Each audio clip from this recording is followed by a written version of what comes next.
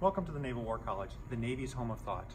We are excited to present a new series titled NWC Talks, where we showcase our world-class experts in discussing national security matters.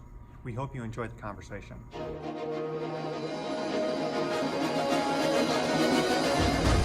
We hear a lot of talk these days about the national security deep state. But is that even a real thing? My name is David Cooper, the James V. Forrestal Professor of National Security Affairs. And I'd like to talk to you today about the real deep state. And by the real deep state, I mean the permanent career bureaucracy. Bureaucratic politics, not at the high level of government, but at subordinate levels. This idea of the deep state is not new. It's a term that's been out there for a while. It just hasn't been used to apply to a country like the United States. Traditionally, when we talk about a national security deep state, we're talking about countries that have a weak or fragile democracy and powerful security organs, both external and internal. And therefore, these are countries where, although there's the veneer of democracy, the security organs may not be responsive to the democratically elected leaders. These are countries such as Myanmar, formerly known as Burma, and other countries have traditionally been thought of in this way, but not a democracy like the United States. When people talk about the deep state currently, what are they talking about? If they're talking about a vast, permanent, and influential national security bureaucracy, then that is an important topic. That's a reality. That's a real thing. And in fact, that's probably something that has not been studied or understood enough. However, a lot of talk of deep state these days is very loose and often refers to things that really don't make sense to think of as a deep state, as a permanent, entrenched bureaucracy that is unresponsive to democratically elected leaders. So what I'd like to do is talk about not only what the deep state is, but what the deep state isn't. Let's start with what the deep state most certainly isn't. The deep state is not political opposition. People like Nancy Pelosi or former Obama administration political appointees who criticized the Trump administration, that's not the deep state. Remember back in the 1990s when then First Lady Hillary Clinton said that there was a vast right-wing conspiracy against her husband, President Bill Clinton? Was she right? Well, sure she was, in the sense of there was organized political opposition to him. Ditto President Trump. Congress, as a co-equal branch of government, is not the deep state. In fact, Congress and political oversight and the fact that officials from former administrations have come into government and then left government and are now criticizing those who have come in government after, none of that is the deep state. That's actually not a deep state undermining democracy. That is democracy.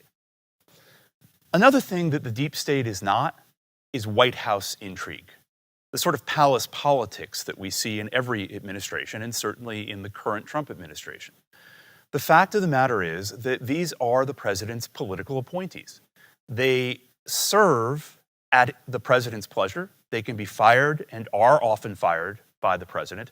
And in any case, they came with the president and they will leave with the president. So again, this is not the deep state in any traditional understanding of that term. As a matter of fact, there's a certain irony to thinking of presidential political appointees as part of the deep state. And that irony is our entire system of having thousands and thousands of presidential political appointees, temporary officials who are dispersed throughout the government at the highest levels, but all the way down to relatively low levels. That's in fact a system designed to prevent an unresponsive career bureaucracy by putting political overseers, political masters, right down there into the bureaucratic trenches. And our country is almost unique in the extent of this putting political appointees deep within the line government.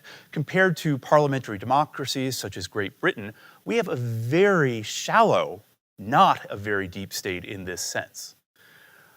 One of the challenges, if you look at the role of the deep state, is that it doesn't play a very prominent role in high-level decision-making. If you look at sort of a pyramid chart of a typical agency, like the Department of Defense or the Department of State, what you'll see is at every level, down to the very lowest levels, it's political appointees and not career officials who are the dominant presence.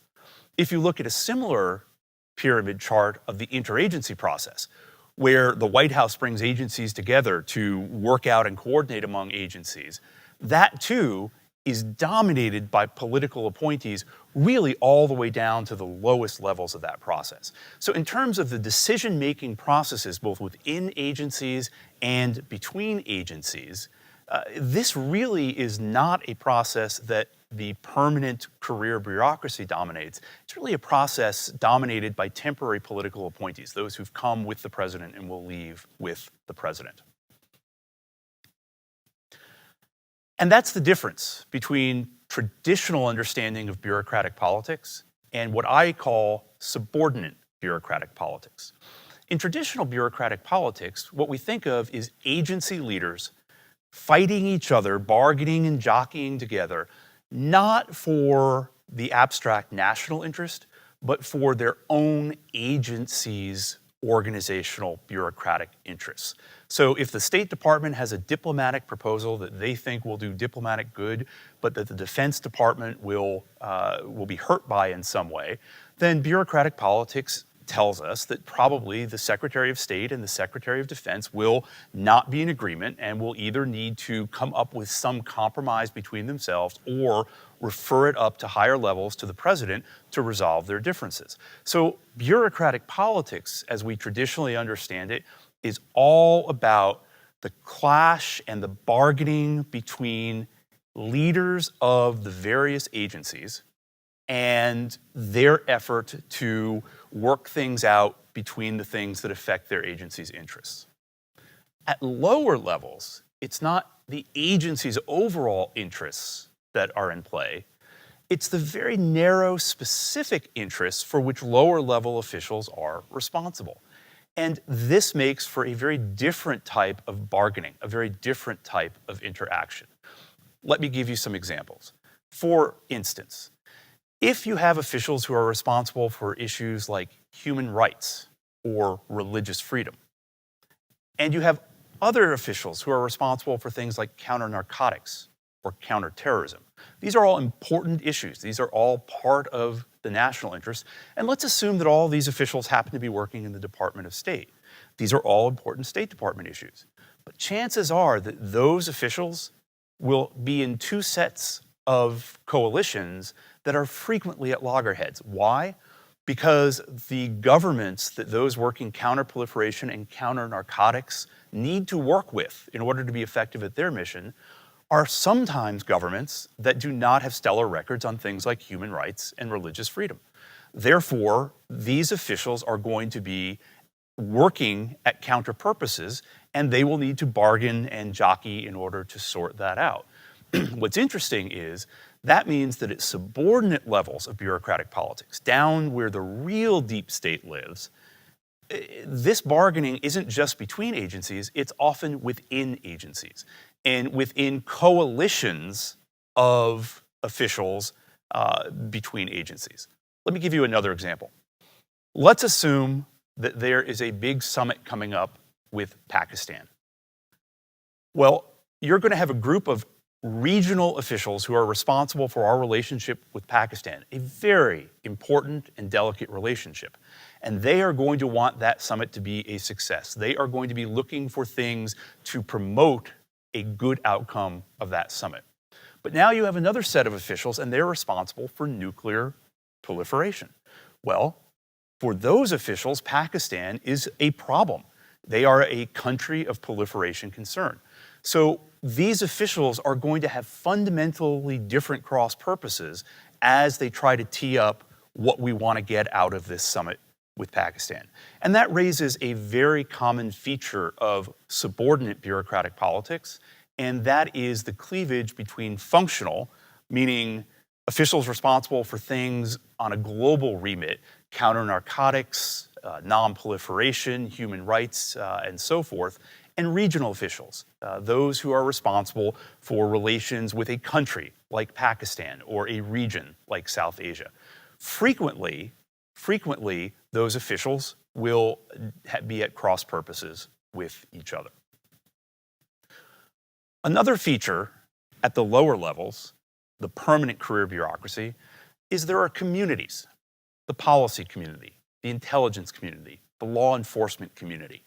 And they have not only different roles, but very different cultures. So the policy community, for example, is well used to working on very politically charged issues and directly with political appointees.